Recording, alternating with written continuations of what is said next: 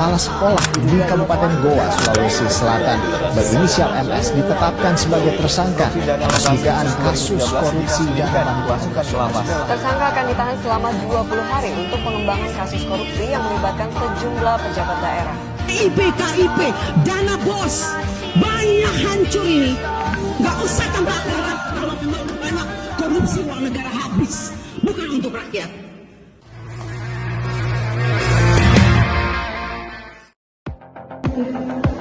Nah, teman-teman tahu tidak, ada kasus penyelewengan dana pendidikan yang bikin miris hati kita semua.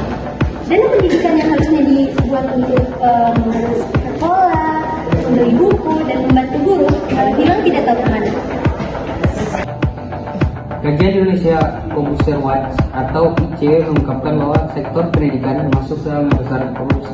Menurut KPK, jenis korupsi pada sektor pendidikan sebesar 33,3%, pemerasan sebesar 17,3%, kesalahan alokasi anggaran sebesar 16%, markup sebesar 110,7%, penggelapan dana sebesar 9,3%, pemotongan anggaran sebesar 8%, dan penyalahgunaan wewenang sebesar 5,3%. Lalu koordinasi sektor menjabarkan jenis-jenis korupsi sering suap yang sering terjadi di sektor pendidikan, yaitu perancangan dan manajemen pendidikan, atau keputusan pembiayaan. Yang kedua, perilaku tenaga pendidik seperti dosen, guru, atau staf administrasi. Yang ketiga, biaya dan kondisi sekolah. Yang terakhir, pengadaan. Contoh, 2 tahun lalu saja ada laporan bahwa dana bantuan pendidikan dengan jumlah ratusan miliar tidak tahu kemana dananya.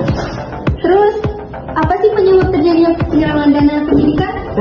Nah, sini biar aku tahu. Penyelewengan dana sering terjadi karena adanya mental koruptif dan kurangnya transparansi, sehingga dana yang dari pendidikan seharusnya dialokasikan untuk pendidikan malah masuk ke produktif ataupun ke kantong pribadi. Jadi sekian jawaban yang bisa dijawabkan atau pernyataan yang seharusnya saya lontarkan untuk menjawab pertanyaan dari rekan saya tadi. Nah teman-teman, akibat dari penyelewengan dana ini menimbulkan dampak yang sangat serius loh. Dampak yang terjadi akibat penyelewengan dana itu yaitu fasilitas yang kurang memadai, sekolah menjadi rusak, guru tidak mendapatkan bahagian yang cukup.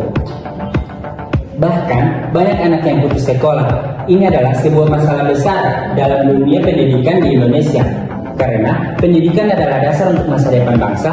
Bayangkan masa depan generasi muda kita yang menjadi taruhannya. Terus, bagaimana cara mencegah agar tidak terjadinya penyelewengan dana pendidikan? Nah, teman-teman, ada beberapa cara yang dapat dilakukan untuk mencegah penyelewengan dana pendidikan. Yang pertama, lakukan transformasi anggaran. Yang kedua, lakukanlah pengawasan yang ketat.